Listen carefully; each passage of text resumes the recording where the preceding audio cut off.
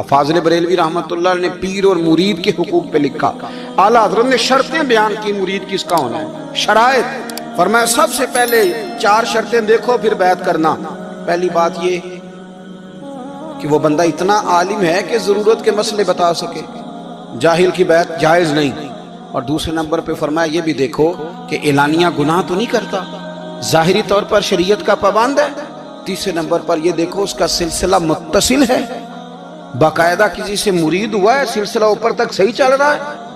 और फरमाया चौथा ये जरूर याद रखना कि खलीफा मजाज हो, किसी शेख कामिल ने उसे इजाजत भी अपनी मर्जी से ना बन के बैठ गया हो कि मुझे तवीज मिल गए हैं, ये ना हो। फरमाया इन चीजों को देखो और फिर पूरी पाबंदियां लगाएंगे।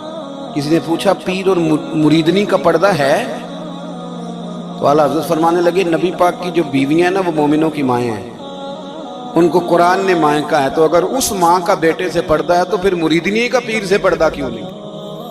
फरमाया वाजिब है मुरीदनी के लिए पीर से पर्दा करना वाजिब है। आपको एक बुजुर्ग थे, उन्होंने अपने यहाँ जलसे पे बुलाया, जब आप पहुंचे तो वो औरतों को नंगे मुंह तावीज दे रहे थे। आपने दूर से देखा तो वापस आ गए। वो दौड़े पीछे, कहने लगे मौलाना कुछ तो ख्याल करें, लोग क्या सोचेंगे, ऐसे चले गए।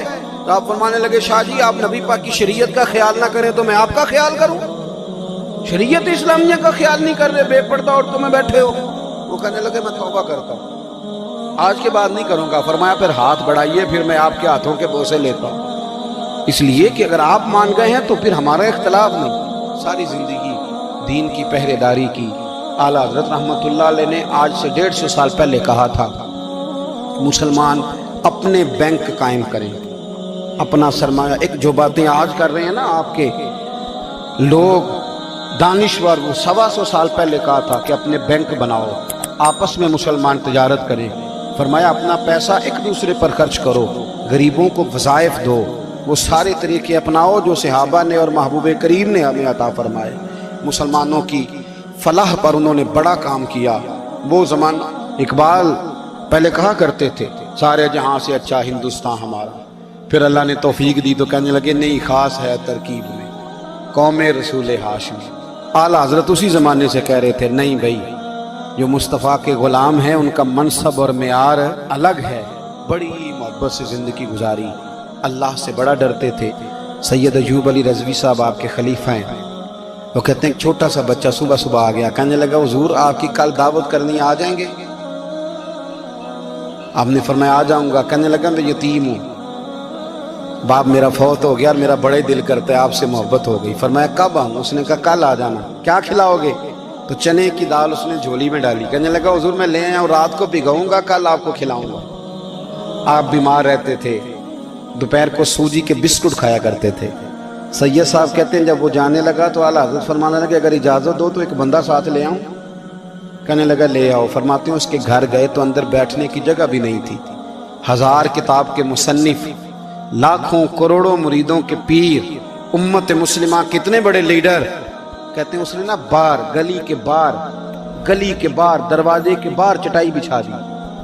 कहने लगा हुजूर अंदर जगह नहीं है, मेरी अम्मा है और आप औरतों से बड़ा पर्दा करते हैं। आला हज़रत बाहर बैठ गए ज़मीन, इसको कहते हैं लाजपाल पीर। बाहर बैठ गए, वो चने की दाल लाया और बाजरे की मोटी रोटियां। आपको तकलीफ रहती थी पेट में, आप वो चीज़ें इस्तेमाल नहीं करते थे, पर 1.5 रोटी खाई। खाने के बाद का जाएं, कहने लगा नहीं मेरी अम्मा आग जला रही है, चाय पी के जाना। वो चाय आई, जो बंदा सड़क से गुजरता हुजूर जहाँ बैठने पर मैं जाओ काम करो, दावत हमारी है तुम्हारी नहीं, जाओ अपना काम करो। वहाँ बैठ के खाना खाया। जब वापस निकले तो उस बच्चे ने इजाज़त दी जाइए। वापस आए तो कुछ चेहरे पे कमज़ोरी के आसार थे, कुछ तकलीफ पेट में शुरू हो गई। सैयद साहब कहने लगे हुजूर आपने क्या किया, बीमार हो जाएंगे। फरमाने लगे अयूब अली यार बीमारी तो ठीक हो जाएगी, पर तूने देखा नहीं यतीम का दिल कितना राज़ी हो गया है, कितना राज़ी हो गया उसका दिल, कितना वो खुश हुआ है। और फरमाया जब यतीम राज़ी होता है तो अल्लाह भी राज़ी होता है, अल्लाह के नबी भी राज़ी होता है। बड़ी परहेजगारी वाली ज़िंदगी गुजारी। 3 बातें उनकी ज़िंदगी का उसूल था। एक फरमाते थे तमस्सक बिद्दीन करो, मजबूती के साथ दीन को पकड़ लो। और दूसरा फरमाते थे जो अल्लाह रसूल के दुश्मन है उनसे हमेशा बचो, जो ज़रा भी कहीं बेअदबी करे उससे परहेज करो। और तीसरे नंबर पे फरमाते थे अगर सुखी जीना चाहते हो इश्क़ रसूल لوگ کہتے ہیں نماز میں دل نہیں لگتا، محفل میں سرور نہیں آتا. ہم جب اینک تنقید کی لگا کے جاتے ہیں تو کیسے مزہ آئے گا؟ جب ہم سامنے والے کو اچھا ہی نہیں سمجھ رہے، سب سے اچھے ہم خود ہیں. میں اکثر کہا کرتا ہوں کہ جب تک ہم تھوڑا سا نیچے بیٹھ کے اوپر نہیں نہ دیکھتے، بندے ہمیں بڑے نظر نہیں آئیں گے، چھوٹے چھوٹے نظر آئیں گے. ہم ہمیشہ اوپر کھڑے ہو کے نیچے دیکھتے.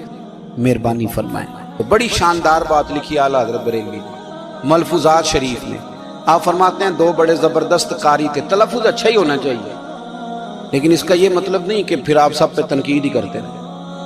اعلیٰ حضرت فرماتے دو قاریوں نے نا ایک بزرگ کے پیچھے نماز پڑھی تو ان کے نا کچھ قواعد مستحب، کچھ قواعد ٹھیک نہیں تھے. تو کہنے لگے شہرت تو بڑی سنی تھی پر بابے کو تو قرآن بھی صحیح نہیں پڑھنا. یہ اعلیٰ حضرت نے لکھا ہے، چھوڑو جو یہ بھی کو بلی ہے. فرماتے ہیں بس مستحب قواعد ٹھیک نہیں تھے، جو چیزیں ضروری ہیں وہ ٹھیک پڑھتے تھے بابا جی. اب ان دونوں نے تنقید کی دل میں اور باہر نکل گئے ایک دوسرے سے کہنے لگے یار کتنا سوچ کے آئے تھے پر یہ تو قرآن پاک بھی ٹھیک نہیں پڑھتے.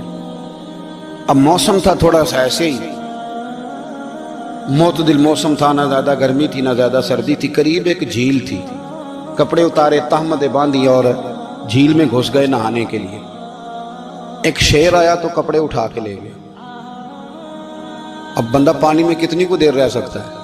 موسم بھی معتدل تھا، بڑی گرمی میں بھی بندہ زیادہ نہیں رہ سکتا. ٹھٹھرنے لگے، پریشان ہو گئے، کانپنے لگے، جائیں تو کدھر جائیں، بڑے پریشان. اب شیر بیٹھا ہے سامنے اور پہاڑی کے اوپر وہ بیٹھا کپڑے لے کے. اعلیٰ حضرت فاضل بریلوی رحمۃ اللہ تعالیٰ علیہ فرماتے ہیں کسی نے جا کے بزرگوں کو بتایا کہ وہ آپ کے مہمانوں کے کپڑے لے گیا شیر. تو ٹھٹھر رہے. وہ بزرگ آئے اور آ کے نا تو شیر کو آواز دی، اللہ ہر مشکل دی کنجی یارو ہاتھ مرداں دے آئے. شیر کو آواز دی، کہنے لگے ادھر آئے نا.